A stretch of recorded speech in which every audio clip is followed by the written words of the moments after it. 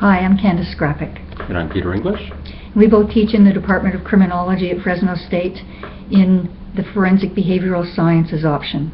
We have a department of 1,600 students, and Forensic Behavioral Sciences is the fastest growing option with about 400 students. The target course that we've brought to the Teaching Innovations Academy this summer is Criminology CRIM 155. That's the biology of criminality. And this course is a core requirement for our students.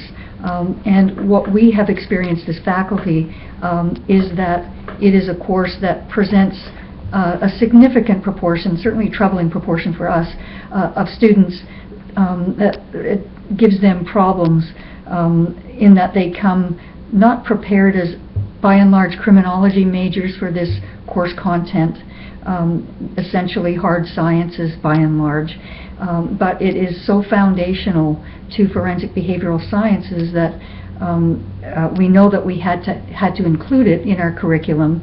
But I know that I've been teaching this course for a number of years, and it's fair to say I've been troubled with the proportion of students getting D's in particular, and knowing that there are things that I could have been doing differently, certainly been doing better, but didn't really have much in the way of ideas about that. So this academy was truly an opportunity that has proven itself this week.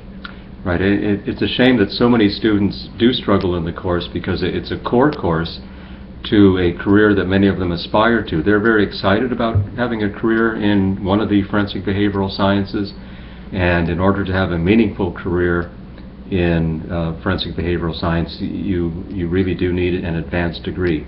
And this course is a foundation course really for part of the process of attaining that advanced degree. And students aren't prepared for it. They're not just prepared. It's not that they're not just prepared for the content, but they're not even prepared to run into such a course, in that it really is a science course within a department that the students don't expect to run into a science course. So it's a real surprise to them, and they're not prepared for it, and it's a wake-up call for those who don't do well and are suddenly faced with the realization that of not doing well in a course like this is going to seriously impact their ability to go on and have any kind of career in the field.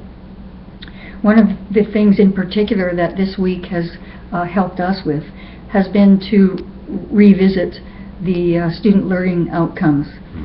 We looked at the syllabus in class today when we were given that time, or this week, and it was clear that of the 8 learning outcomes that we had, a number of them were not essentially directly student learning outcomes. So we found that we saw ourselves crossing out a number of the items and then reflecting on the items we had crossed out. Well, they're not actually learning outcomes, but indeed they're really relevant.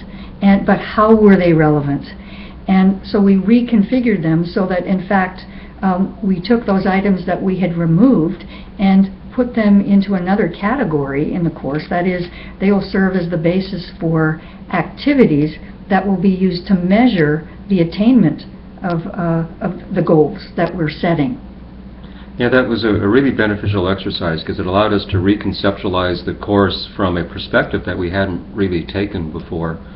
And it wasn't that those items in the outcomes were unimportant, and it's not like we're doing away with them, and it's not that they didn't belong there, but they belonged somewhere else, and they're still worthwhile doing. And so we'll do them, but just in a different format.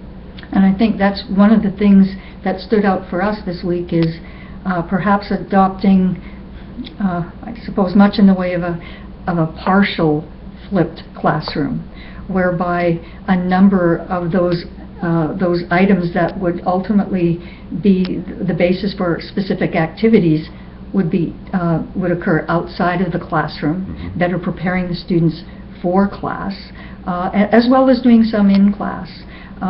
We have very large classes, 50 to 85 students generally each semester, and so that does present some issues that we were aware that indeed some of the resources that we learned about this week probably would not be appropriate for this particular course, although they might be for other courses. Right, right. And that was another important thing that we got out of the Academy as well, that we were able to identify some tools that maybe aren't quite appropriate for this course or for the kinds of students that we have. Maybe there will be some point down the road as we become more familiar with those techniques and tools ourselves that we'll see how they can be integrated into the course. But we're excited about the ones that we're really confident do fit. So that was a good outcome. And there were a number of particular resources that we learned about that, frankly, we got excited about. In fact, we wanted to continue, but time was running out in class. For example, the Affordable Learning Solutions resource. That's a real important one. A real winner for us. Not only, of course, being affordable, but that's a bonus, but just fitting the content of the course and allowing us to bring in more by way of mixed media and just in keeping the course fresh, because we can go through incorporate different topics from the different resources as we go along. The affordable learning one was particularly important because, and one of the side benefits of the Academy too, was that we saw application of that material to all of our courses, not just 155. Certainly true. And so that's going to be very helpful too. In terms of some of the more specific things, we found the discussion today on copyright law and infringement very interesting and very important, and really made us more aware of things that certainly I wasn't aware of before. So that's something that I'll certainly keep in mind as I'm cherry-picking material from the internet and various... I don't know if it's going to change my behavior, I'll be honest, but at least I'll be aware of it. And I certainly wasn't aware of the extent to which we would be better able to follow the progress of our students, that their structures in place have been formalized so that, with grades first, for example, we get contacted by them, but there are other things we could be initiating that ultimately could help us to identify, like that early warning system idea, that frankly I just really hadn't been attending to, and especially in CRIM 155. This is what's really, for the most part, has brought us to this Academy this summer. Yeah, and it's one thing saying, we're talking out of both sides of our mouth. On the one hand, we're very concerned about students who are struggling in the course, and yet we've had this resource right under our nose where we could identify students who are struggling early and deliver some positive intervention and maybe pull them through. So that's going to be helpful to us and the students, obviously. And in a similar vein, just the area of accessibility. Again, resources under our noses. I've had many students with disabilities throughout years of teaching at Fresno State, and I thought truly that I was doing a good job, that I was being sensitive, I thought I was being responsive, and I can see after this week that was far from really the case. And I'm grateful that we went over, we have an office for students with services for students with disabilities that, I knew it was there, but I was always sending an envelope with a test for a student. But now having been there and having met some of the people over there, and you can see just how happy they are to be there helping, and basically a testament certainly to them, but that's really what we found all week. Right. In every topic that was covered. So that when we leave this course, with the mountain of work that that awaits us, I also know, I'm confident that those doors are going to remain open for us.